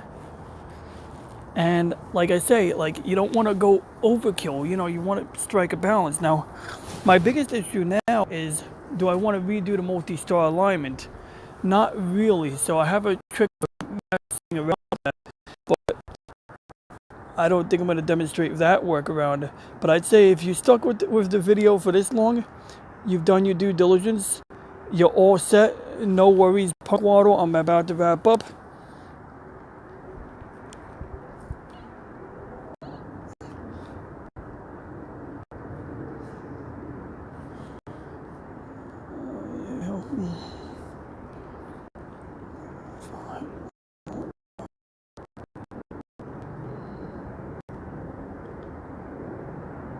Okay, yeah, so I mean, like, I'm about to wrap up. I'm just gonna do a couple of other things. So now we're gonna tell it finished, and there we go. And if I leave this software opened, it'll validate that this is doing what it's supposed to do. But we're gonna go and disconnect. I'm gonna see if I can see any stars and whether it's worth it for me to do manual alignment. We're gonna do an experimental move here. So this is really against the rules, but I discovered a trick that I use sometimes when I'm in a bind or when I want to save time.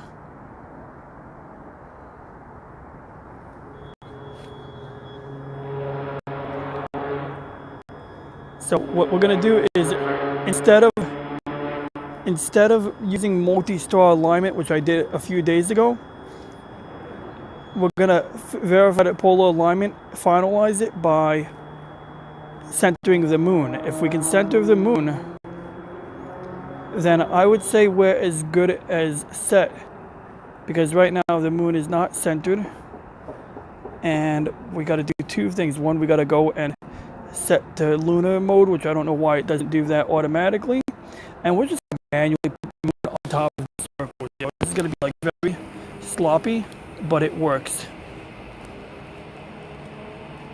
This is like a trick that I wouldn't advise other people to do, but I'm gonna do it because it works. So essentially all I do is I loosen the clutch on the side of my telescope and I manually move it.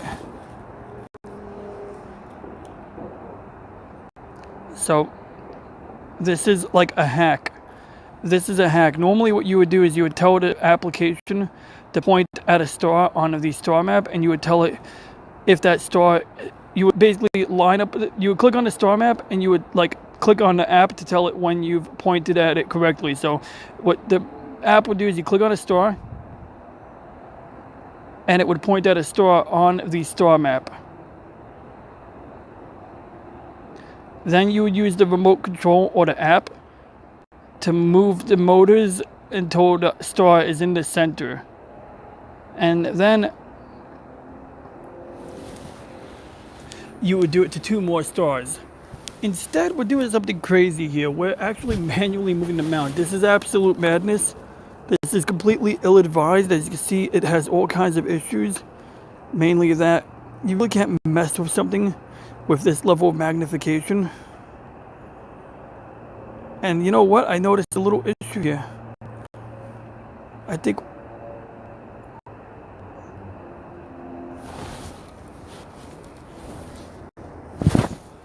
I have a little bit of an imbalance here. So we're going to actually move this scope here to the front.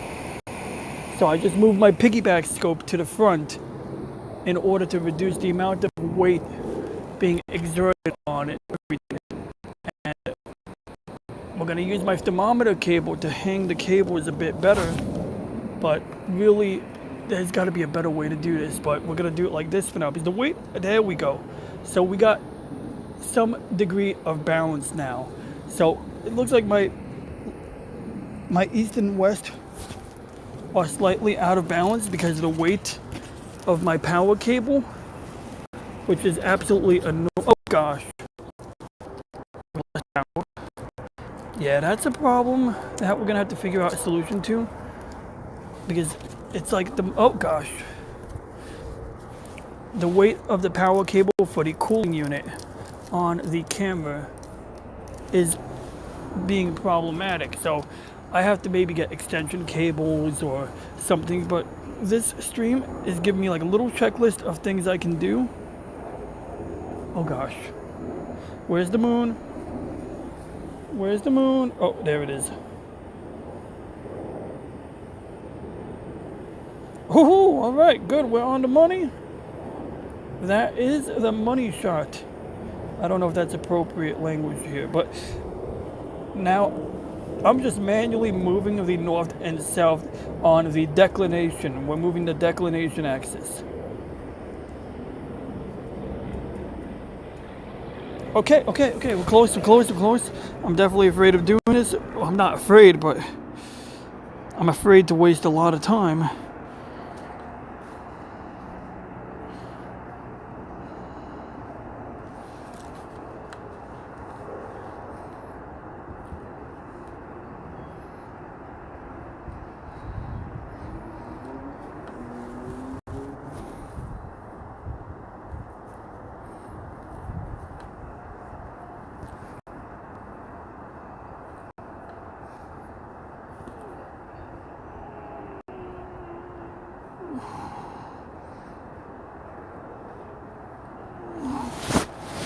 Okay, that's probably as close as we're gonna get it.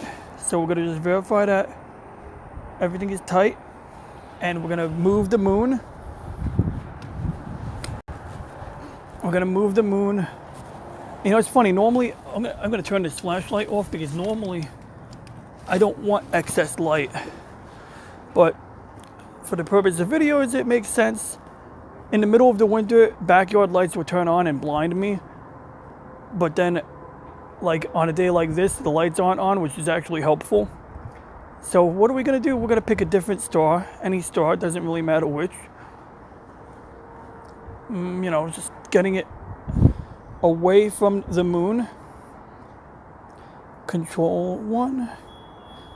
Okay, so now we're moving away from the moon.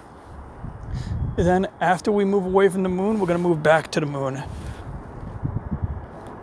Now, we can goose up the brightness here, the gain, if we want to make stars visible.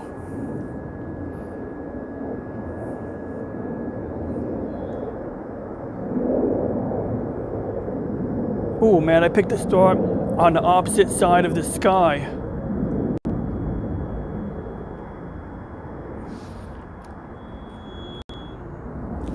Keep it tight.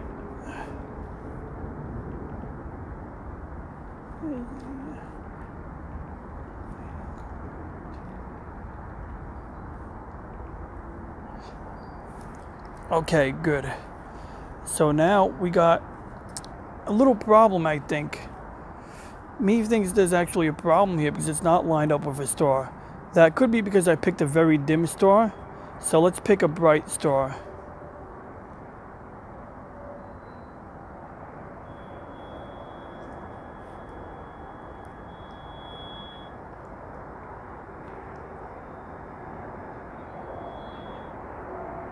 All right, that's decent. That's decent. I can live with this. But let's go back to the moon and see how close to the center of the moon is. Because if the moon is pretty much off center, similar to this star, that will confirm that, you know, that's the only issue, which would be a good thing. And it looks like the moon is going to fall behind a tree very soon. It's not really an issue, it's just a thing to be aware of as to why it will be worthwhile to stop looking at the moon. But for my purposes, the moon will be behind, in front of the tree for like a few minutes, like maybe half an hour, 40 minutes.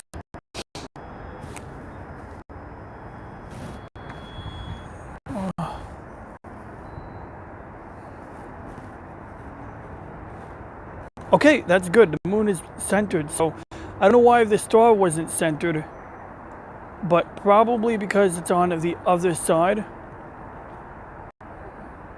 But we can basically manually center targets.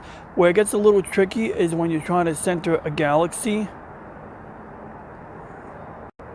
It is a little bit off, but it's within acceptable margin. You know, we could fight with the telescope all night to make this perfect. But for tonight, we're going to leave this alone. What I'm going to do is at this point, I'm just going to make sure my focus is adjusted. And I'm going to run an automated script to take pictures of this in automatic. Oh, there's an animal back here. You got to be careful. They got skunks. We got skunks here. So before I pack it in, before I hit the road right now, because I promised my friend I'd visit, and I'm looking forward to that, I'm just going to set my focus. So all we got to do is, where's my focus controller?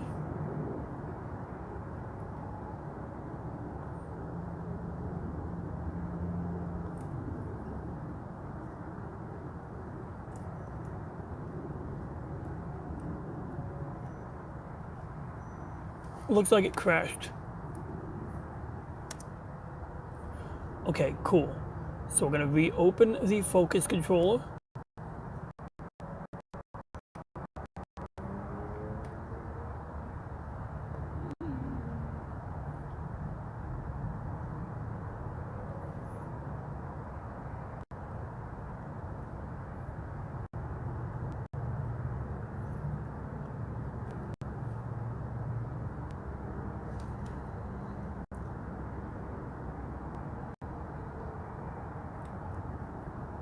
And basically, we're going to make sure we can change our filters.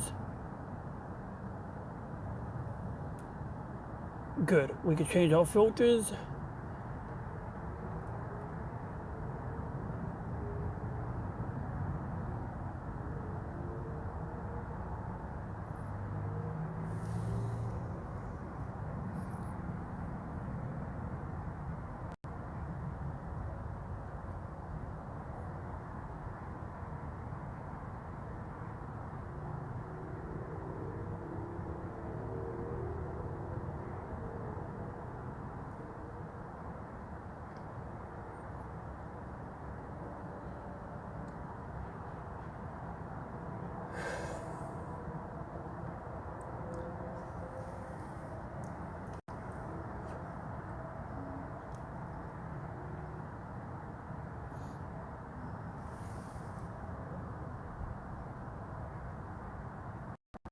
Oh, we're in 8-bit? No, okay, we're in 16-bit.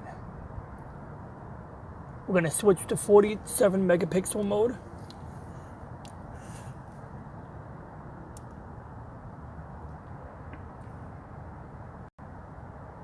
And we're going to crop the image.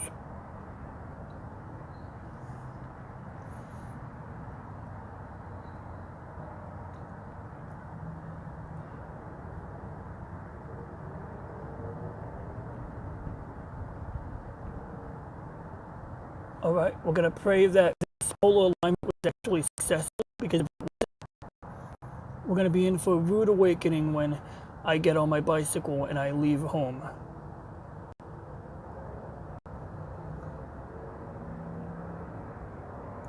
So we're going to actually purposely shoot it out of focus, because we want to see how far out of focus we really are. Okay, we're definitely out of focus now, so we're going to go back out. As you can see, we got a lot of backlash on the mechanism, so what I do is I go way out of focus on purpose, then I come back in, it resolves. Oh, that's annoying.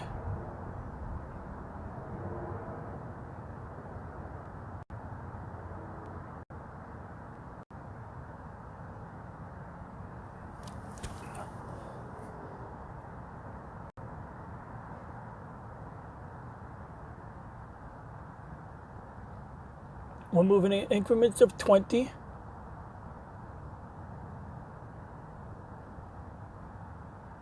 Okay, so it looks like the moon is drifting a little bit, because, okay, good, we are in lunar tracking mode.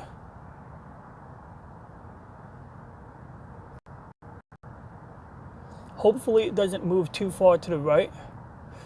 Otherwise, what I might do is pick a wider frame, like 2700 by something else, like 2700 wide, 2700 high.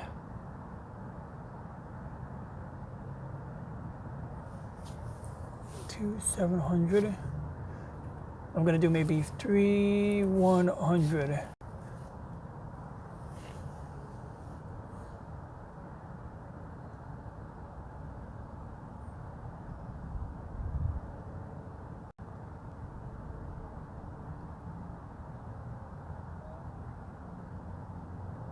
Hopefully that will give us enough leeway on the left and right side.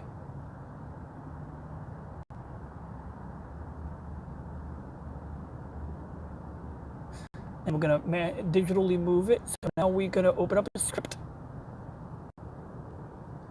and this is gonna automate picture taking of the moon using red, green, and blue filters, because we're using a black and white camera with red, green, and blue filters in separate passes. We combine the colors later, and this is basically a way that I go about dealing with. Oh, come on, shit.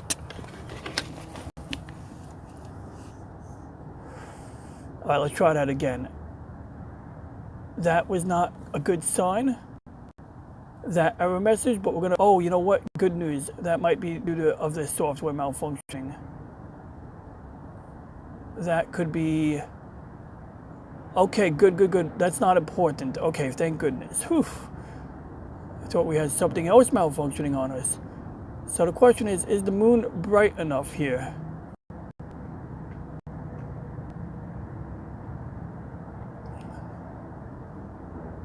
And we're going to pan it a little bit more.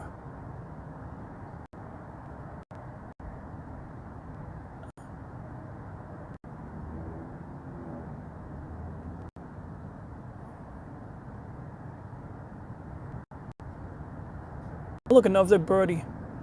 Okay, so I think the moon is bright enough here, so we're going to say, sure, that'll be good enough. Now we're going to go to our red filter.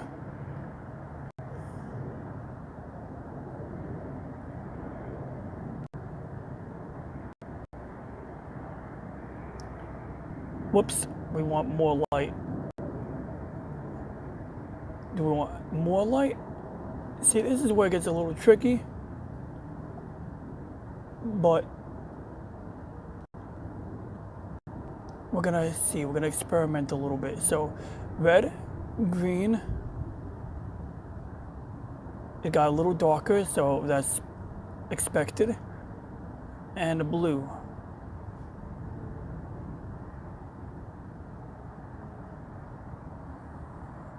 I think we're doing good here, but now we gotta go back to luminance.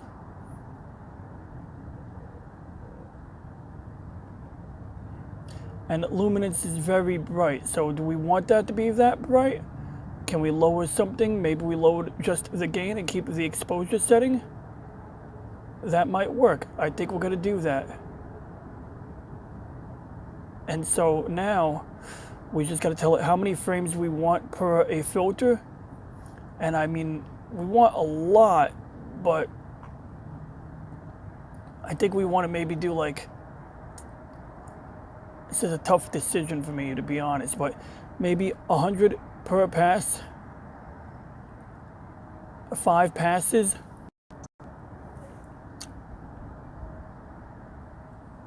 Maybe we'll do 125. 102.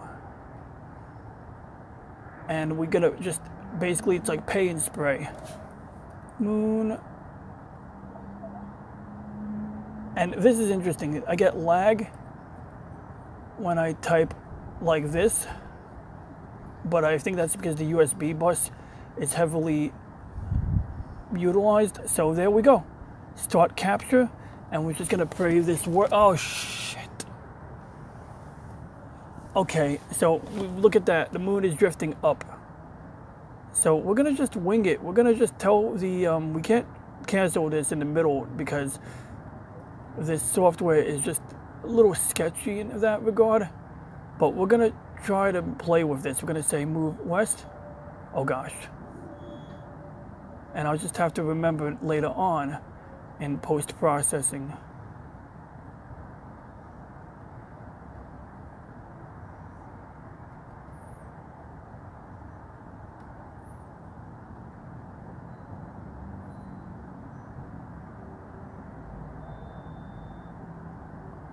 Now, I don't know if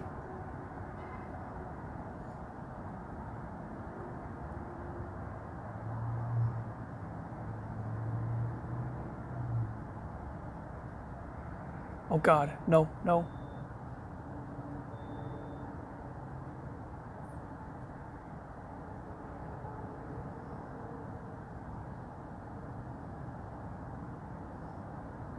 That's a big fucking mosquito. Pardon my language.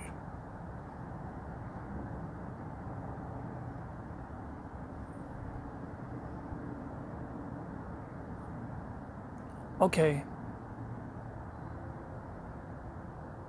We're gonna have to live with that. So we're gonna let it rip.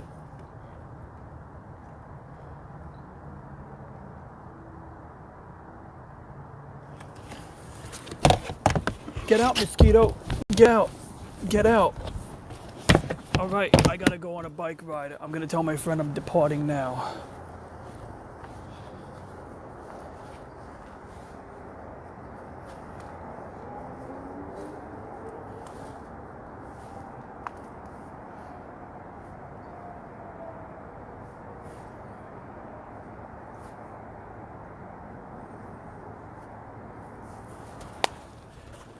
Thank you for tuning in, Punk Waddle. Thank you for helping me test this out, and thank you for anyone else who also joined, including my friend in person. I was gonna say in real life, but I say the internet is real life, so I'm not gonna start calling friends from the internet, not from real life. But seriously, thank you for your assistance in validating this all works. I'm gonna tune out now, and maybe check back later.